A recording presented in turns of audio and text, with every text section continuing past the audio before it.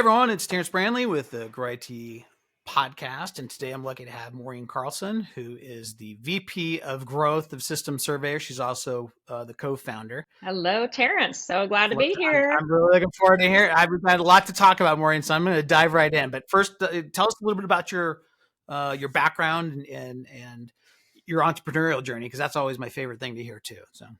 Yeah, absolutely. I mean, I'm glad I'm not even going to say how many years because, that was going to date me. I started when I was 13 or something. But I've been super lucky to be in Austin, Texas, which is just an incredible place to be as an entrepreneur. And I've been very fortunate to work with some of the most incredible people here in town. I've done a lot of work in software and networking and in hardware, which actually is kind of a culmination of that. It's really been a very interesting timing. And then about it's about 8-9 years ago now, my co-founder, well, he's really the domain founder, Chris Hugman, reached out to me, and we had worked at another startup before. And I had been doing some consulting. I do a lot of product marketing and sales consulting. And then all of a sudden, he comes to me and at a coffee shop shows me System Surveyor, which is what we're working on now. I'm never going to work in another company again. And then next thing you know, I get involved with it. And I'll tell you, I hadn't really experienced having someone like a response from the market quite like this. I love this software, term love. Where was this all those years? I tried to create it, which is a very interesting thing to hear as an entrepreneur. It's a whole lot different to bring that to the market. So that's a little bit of my journey. I've been in sales, marketing, and product. So I think all that's really changing right now. It's kind of converging, customer success, whatever you want to call it. And I think people in the market are buying a lot differently. So I'm glad we're growing and we're changing, and that keeps it interesting. So there's a lot there. Let's see if we can dive into it first, because I do agree with it that the market is changing in terms of buying process. But let's dive into kind of what are the problems that you're solving with your platform, with your software. What are the types of things when you're having those conversations with prospects and clients? Let's talk through that, correct? Because ultimately, it's one thing to create a product, and you can think it's the next best thing since sliced bread, but ultimately, it's what the feedback that you're getting from the market, and the problems you're solving, the desired outcomes you're helping them get to. So let's kind of talk a little bit about that. Sure, good old product market fit. Well, our CEO came from he ran a large system integration business in physical and electronic security. So some of you in IT might know that as it's a little bit different, but I think there's some exciting things going on in that area. And so he ran one of the largest in Texas, which, everything's bigger in Texas. So he kept seeing this problem where his, either from sales all the way to the techs would go out and design it for very large, education institutions, corporate, all the buildings. So think of this, video surveillance cameras, access control, intrusion detection, sensors. There's a lot happening in that. It's a huge space. A lot of people think it might be niche. I'd say not. So in any case, he kept going, God, my techs will get out there and they have no idea. Their customer would ask, where are those cameras? And the customer's scratching their head going, why in the world do you guys not know where this is? And he started kind of doing the old entrepreneur thing, like, wait, there are these mobile devices called iPads and Android tablets. And there's the cloud, and then nothing has ever been built for this. So we are really easy to use system design software. So not CAD, not construction apps, but easy to use, where it's on the tablet, but you're going to go up to the cloud. And really what we ended up finding out, this is a surprise, we thought it was going to be more like absolutely for just the ops team. But it turns out the sales team is really winning with this because they go out and design collaboratively with their customer. They put in a floor plan or they use Google Earth. They show them where the cameras, wait, you wanted it pointed there? And then they're accelerating their time to proposal by 2 weeks. They got to get that out in a day or two. And then they're winning a lot more of them. So sales is a huge winning, but look, sales then goes to great, we won the sale. We're going to have to go out and install it. So then, and then it creates a digital as-built. So that's my kind of long and short. Whenever you're helping in sales, that's not a bad place to be.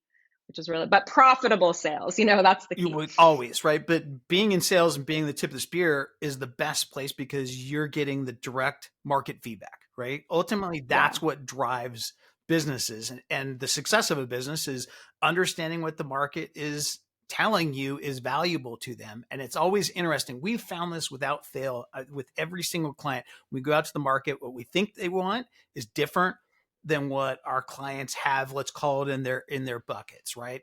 And what's interesting too is when you go to the market thinking, hey, this is really going to help operations, and all of a sudden the sales team's like, no, this is actually really valuable to us, right? Like, I don't know what it's doing for operations, I don't care, but it sped up my sales cycle, and it's unbelievable. And one of the things I'm curious about, and we can delve into this in terms of the physical, right? Physical cameras and IT, and you kind of mentioned, earlier that there's been this shift. Is that because of IoT? Is it because that it's making easier to connect things? I'm curious to kind of, because at one point back, let's call it in the last 10 years, a lot of folks that were in the physical part of, let's call it, cameras and security systems and surveillance, et cetera, got pulled into the digital side of IT. And I'm kind of wondering if what you're seeing out there now and how that landscape is kind of looking, is it kind of going the other direction too? And where does IoT kind of play in this? So I know there's a lot there, but just kind of I walk me literally through it. just wrote a piece earlier today about IoT, which I was like, is anyone talking about that given AI and large language models? IoT is absolutely still relevant. In fact, we used to market it a little more around that. You're right. Look, we used to call it CCTV, right? Mm-hmm. And it was pretty analog. Okay, I'm gonna, nerd out and go not too far back. Whoop, all of a sudden everything is IP based. Everything. But now what's going on in the physical security space is the use of sensors. So don't even think about just that lighting. When you walk into a modern building in Austin, Texas, the lights all happen. Lighting has a lot to do with video surveillance. Lights not on, you're not capturing anything. So look, IoT is spread. We get into building management. I pick on video surveillance because it's a really easy one for us to talk about. But we have like dozens of system types that they're talking about. And all these things are starting to be interrelated. By the way, like, cloud-based video surveillance. It used to be recorded on this little NVR. I worked with an NVR company, and now it's all recorded to the cloud. The storage is, available. But I think the intersection with IT, I see a lot more IT companies getting into the physical security space through acquisition or whatever. And the reason is we got to care, there's a huge opportunity. So they're going, wait, that client that I'm selling to, but they sell to a different person. They sell to the, someone who, let's say Pepsi or Mercedes or wherever, big brands with huge facilities, or a university. They have a global physical security director, and that's a title over and over. And so this gives them an opportunity to go there, but they do have to be thinking about physical and cyber security. And oftentimes the IT companies don't have decades of physical security experience. It turns out it matters where you put that camera. And it matters even more with AI. If you're too far distance, it's garbage in, garbage out. Mm-hmm. So there's learning how to, and so I think one thing that our software does is simplifies that, and it takes someone that you don't need decades of experience to design that in. And so that's kind of our special sauce there, but really exciting opportunity in physical security right now. Who are your ideal prospects, right? Like, and who are the clients you're able to kind of help the most? Let's try, and so the folks that are out there listening, it's like, okay, is this me or is it right? Like, talk a little bit about that. I'll put two buckets to this. And We even kind of have two including there customers. some the buckets, and even some success stories in each of those buckets, let's call it. Sure. We are super big into ideal customer profile. Look, you can't serve everyone well. And if you try to at our stage, you're kind of nutsos, right? First is our very perfect as a system integrator that focuses on physical security. And again, that's changing a little bit, getting fuzzier. We really, especially the mid-tier. So you think of, ADT and Everon now, came up, by the way, customers. Some of the biggest, Securitas, Stanley, those are the names we all know. But there's a huge mid-tier of physical security system integrators, and they're really sharp. Some of them are regional, some of them are national. That's like because remember, I talked about sales. This is dramatically helping them. In fact, we even work with the littler guys. They can buy our software online. And look, this helps them look really big and look scalable, right? So we, honestly, from teeny tiny to bigger, we're okay with that. The other kind of customer, though, that's fascinating, again, we didn't really set out to do it, is the global physical security director at a huge Fortune 1000 company. They're going, I got to plan and budget, and I got to work with these integrators. They tend to have smaller teams, and they are responsible for video surveillance or access control across not only their campus, but probably across the world. The other one is major around universities and K-12. Obviously, unfortunately, we know campus safety is a huge challenge. And honestly, technology is just a tool there. But those are going to be the campus safety or often under police IT. That's actually a term. And they are going to go out and be like, I'm working right now with the University of Wisconsin. I'm actually doing a session in Florida at the GSX conference on September 23rd. And I'm just moderating, talking to this guy who used to work for Mattel and now he's at Wisconsin. I mean, that's 400 buildings they're responsible for, and it's 24/7, 365, major campus. And they got a plan where all the access control, devices, like just think about coming and going from the biology building or the RAs at the at a dorm. That's high technology now. If you've dropped a kid off at college, you probably should be paying attention to that. So those are the three primaries: system integrators, especially mid-tier, corporate, and then campus K-12 and Let's college. talk some best use or some success stories with them, right? I can imagine let's start on the small side because I'm a small business owner at heart type of thing. And I'd imagine that when you talked about some of them being regional, right? That probably because of the physical nature, right? Of like, hey, we have to go and install. And if I'm in, Topeka, Kansas, I can't go to, Austin, Texas to do a physical install. If I can, it's going to be more costly and less margin, right? But with your platform, I assume you're giving them the ability to scale from a outside of their backyard type of approach. Yeah, I'll tell you one of my favorite stories. It kind of goes way back, and now the evolution's totally amazing. I'm not going to even say little group. They're not a little group anymore. They're called Star Asset Security. So they're out of the Southeast, and that would be like a typical name of a company that we're talking about. Let's just say they're, 50 to 100 employees or something like that. And they would get regional business. But guess what? Nobody's regional anymore. So they would be like, oh, we're in Atlanta, and I'm making some of that up, but we have an opportunity in LA. They have another facility. So what System Surveyor allowed them to do was maybe subcontract that out, the site survey, some of the system design, and then maybe even the installation, but do that all where they're like, I need my eyes and ears out there. I need to see pictures of where they want this stuff installed. But in a consistent way. Imagine everyone doing that differently. It's not a profitable project. So we help them with that. And now, fascinating to watch that they've grown dramatically, and then they got acquired by Pavion. And Pavion now, I think they've acquired like 20 something, system integration companies, and we're in some of them. So we tend to come in from the small SMB side, and they were like, look, this helped us scale and make us not miss out on the opportunity nationally or internationally.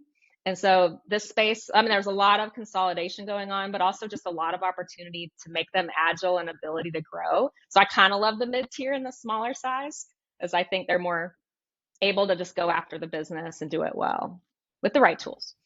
All right, let's go to the larger ones. So you talked about the global. What do you call them? Global security and IT. Like Yeah, there's a what are their literal titles? You said it's a title. title now, and I'm like, that's the first time I've heard it. So what is? Yeah, I know. I kind of love it because it's not all IT, which is hard to get through to, right? Real hard. God love you for who are out doing it. This is the Global Physical Security Manager or Director. Sometimes they're VP level. And let's just pick on one. I have to be a little more careful saying names there, but some of the biggest brands in the world work with us. For major car companies, beverage companies, right? They have manufacturing facilities, another big supply chain company here in Texas. And what they're responsible for is all of the video surveillance cameras. They're responsible for, again, access control. So what are the door lock systems and remember the card readers? That's moved to the phone. So it's different biometrics are being used. Typically IT crosses with that, but it's not always in the same. It could be in facility side, but they're involved with each other. And so that's another type of customer for us. And they love this because of course they pull in their integrator. Remember I talked about Pavion or Star Asset. They don't have enough hands, but they go, I want to know enough about what's going on. And they're looking and planning and budgeting, a lot further out. What's mean time to failure for these devices? They're maintaining it, right, and planning and growing it. What is your USP to those folks? Right. So what is it the problem that you're solving for them, and kind of It's such a simple one. They are doing this on spreadsheets for thousands and thousands of cameras. They're trying to use some asset management, but we don't even have I can't even tell you what software. They all brute force it. institutional knowledge in their head, which is very, very much not scalable. This is risk mitigation. So they're all like, oh my gosh, I finally have what's called a digital as built, a dynamic place. Look, systems don't stay on a PDF. They're always growing, changing, moves as changes. So it's a way for them to document what they have and then manage it as, as a living thing. And so, oh, well, that changed, that moved, or we're going to be looking at doing, a lot of times they'll be like, we're going to do 50 new cameras in there. We're going to upgrade all those. Well, they got to go, what was in place? What's going to be proposed? So they're thinking about that, but they're working with their integrator. Does not disintermediate their integrator. I've not seen that happen at all. Let's talk about AI, right? And the large learning models, you mentioned it earlier, and how that's playing, how that's getting involved, right? Because whether it means, these companies or firms are, upgrading systems, or they are moving from on-prem maybe to the cloud. Um, and really, man, AI is incredible in terms of facial recognition and things that are more, important in physical security and cameras. Maybe you can talk us through is not only what you're seeing, but what are the conversations that you're having with, clients and prospects with regards to AI and your offering. Yeah, I mean, you have to be talking about this. It's been around for us for a Mhm. bit, right? And cameras, as I'll just pick on cameras, it's happening in every area. Look, Hanwha, which is a partner of ours, we're agnostic to which brand. We work with a ton of them. Verkada, Rhombus. There's some really exciting new names. There's also Axis and all of those. They all have AI and analytics based products, but it matters still where they get installed, how they get installed, what's the lighting, it's garbage in, garbage out on AI. You don't get to just go, oh, I'm going to stick it here and hope for the best. So the complexity for the system integrator is that this technology is coming on so fast. So I'm not saying our software is doing AI to design yet. We'll see. What I'm saying is that there's calculations to where they put these things. And so I think we help them connect with those vendors and go, like I'll just say one of these vendors has like 75 of them have of the SEs, systems engineers, we all know that term, have our licenses. And instead of shooting over an ugly old PDF on email, which is not secure, they'll go, oh my gosh, I don't have enough expertise with your new AI camera. Did I position it correctly on this floor plan or using a Google map? And they'll get feedback from the manufacturers know the most. Those SEs are super sharp. And so they need collaboration to it. It's kind of like our vision and mission is to help them deliver on the promise of the technology. But honestly, there can be a lot of mistakes in how things are installed that end up not delivering on that promise. So right now, that's the biggest area we help with is how are you going to install this, position this, what makes sense where? They're all trying to figure it out right now. That seems to be the running thread. Everyone's trying to figure out, Yeah. however it may affect their industry and their offering, right? What are some of the ways that you think it could play out in terms of both? Well, I'm gonna leave it. I'm gonna throw a general question there. How do you think? What are some?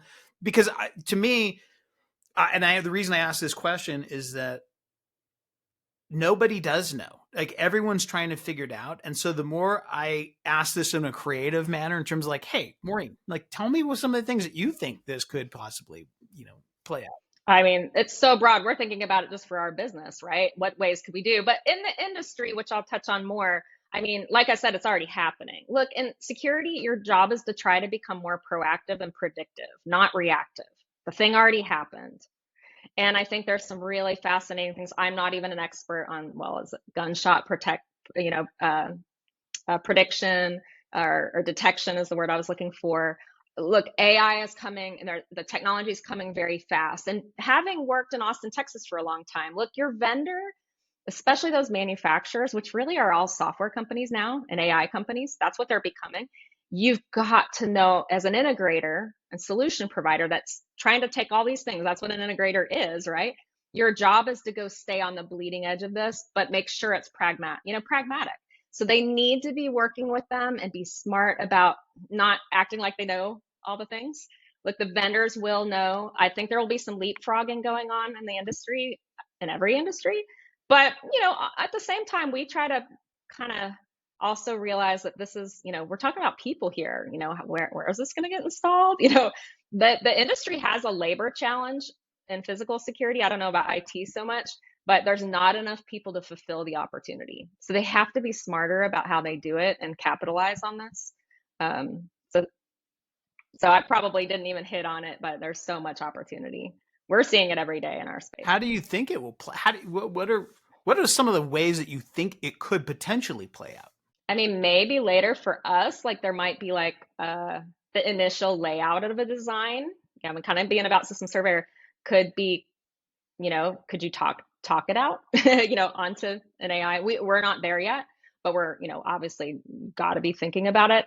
I think there will be some successes and some that were a little hype-ish, that was the dream and that was going to be the thing. But all I can say is just like everyone else is saying, just I can't ignore it. It's important to kind of see where the tools can help. That's we see it as a means to the end, not the end, itself yet. So yeah, agree. that's kind of how we talk about it here.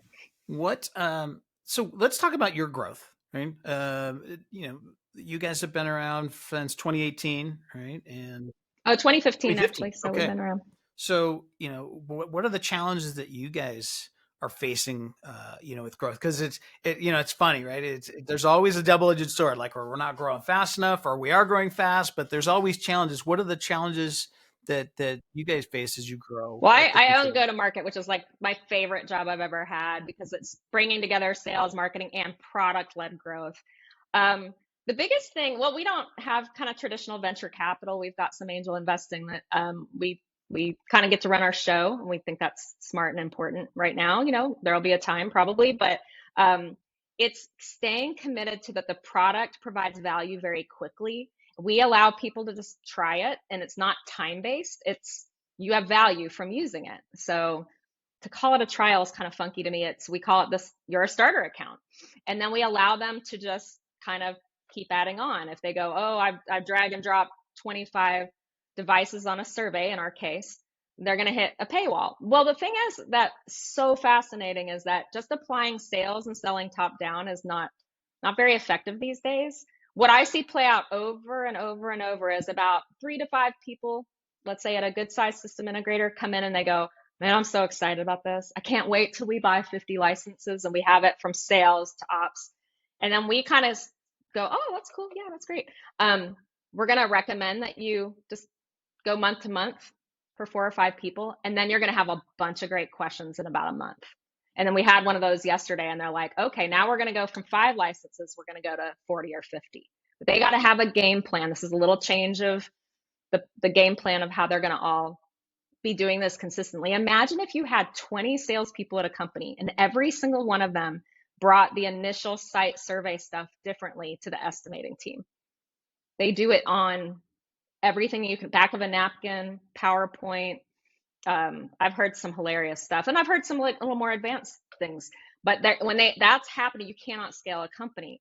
So what we've learned, I think, is we've tried to apply a lot of a little bit more sales to it, and that hasn't been effective. We are more like add value quickly as product-led growth, and let it expand and grow more naturally. And so far, that's worked really well. It's a low cost of acquisition, but takes a lot of refinement. Yeah, and it's probably been one of the biggest changes that I've seen probably over the last 2 years, in just that I think if someone asked me, I would say it's probably because the readily available tools, sales marketing tools that have given companies this impression that they can shortcut a process and not give prospects what they need. And in my opinion, like, go to the market with value first. Like, you'll never lose if you go with the value first approach, right? And to your point, right, like, hey, let's just get our product into the hands of the users and give them value up front, and then give them more value along the way. And then guess what? That's going to probably translate into a better sales process for the prospect. And it's going to be a better process for us to grow our, business internally. It's so transformational. You also earn I had someone say, well, why don't you guys just sell it at 20 licenses and up? We have certain plans that are like that, enterprise. But look, you're going to come up to a renewal date and they're going to go, how many of these am I using? And more and more people buy this, by the way, 2 and 3 years at a time. More than half of our customers buy it annually. So the month to month is kind of a means to checking it out, right? That not many people stay on it. But what I've learned is you get to that renewal and they're using 10 out of 20. What are they going to do? They're going to contract. So it's not in our best interest either. We need them to fully engage. And I tell you, every time I've tried to, shortcut that to your point, that's not a winning situation. So we've and believe me, that you get a lot of pressure for that. But I am so excited that we've really leaned into it even more because we're your customer base. The other thing I ask my account execs, if they do get on the phone, how do you know about us? And we used to have nobody searched on this 5 years ago, 7 years ago. We created a category, as we like to say in marketing. And now people seriously search on this. That's not always very easy to do. We don't have a lot of competition. But the number one way they say is, oh, my buddy Bob was using it. Remember the subcontractor or the manufacturer was using it or another peer. And they go, I want to look like that in my customer's eyes.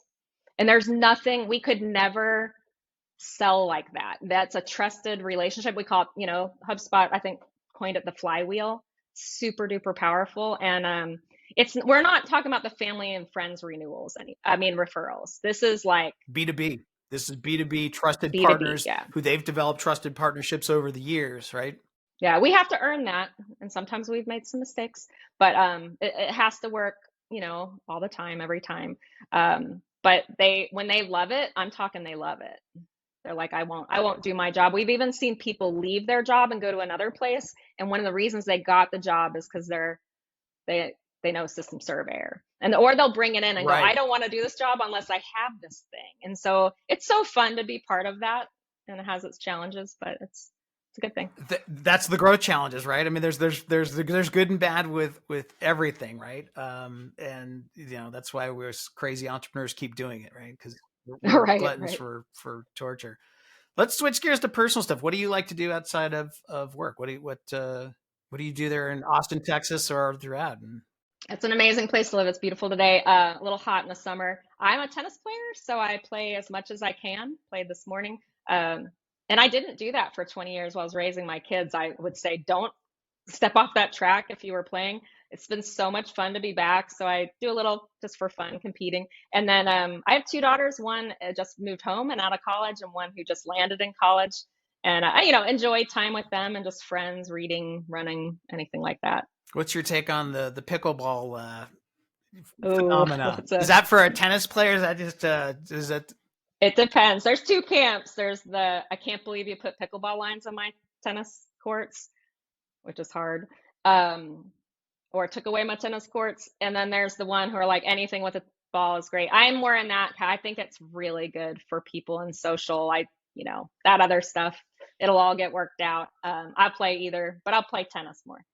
Are you seeing more and more tennis courts being absorbed by pickleball? I don't know what you call it. It's a little high drama. It's because the demand is there. I get it. But hopefully we'll keep a little bit of both. Well, listen, as we wrap up here, if people are watching this, want to know where they can learn more about System Surveyor, follow yourself, can you maybe walk us through what would be a good next step, right? Because, and we touched on some of it earlier, but what's a good next step for them to either reach out to, maybe get their hands onto the platform? Yeah, and I strongly encourage IT folks. This is a big opportunity here and this space that has a lot of connection. Visit our website, systemsurveyor.com. I think that we make it fairly easy. We can always do better at finding knowledge about it. And then you can try it for free. One thing to understand, some people miss this part, is we're a software platform, meaning so we're hosted on Amazon. You can use it at your desk. But you can also download the companion tablet app that's native on an Android tablet or an iPad tablet. And that is huge because when you go out to a site, you typically want to be off the network because you're going in and out of Wi-Fi is bad. See, people used to try to use like Vizio, and that's really hard because you're on and off, you're losing stuff. No offense, I love Vizio. But you take this out. So someone I was talking to just walked a huge prison facility, cannot be on a network, puts all the new cameras, all the devices. Then you come back when you get on solid Wi-Fi. We don't even recommend really a hotspot. Get on solid Wi-Fi. Then you're going to upload. Remember, you got photos, you've got all the information you've captured. You're going to upload that back to the cloud, which you have an account. You can log in anywhere. And now you might even invite, your peer who's going to take the design to the next step. So, I mean, you can start this thing in 10 minutes. It's not like there's that's like the old days of software where client server and those days are over. You can get into productivity very, very quickly. So that's fun about it. Well, good. Well, where can people learn more about you other than go on the website? I know you're on LinkedIn. Follow you there. Is that a good way to get? Yeah, Maureen Carlson. I do a lot of blogging on our site. Don't notice that they're longer because they're a little bit for content and people finding us.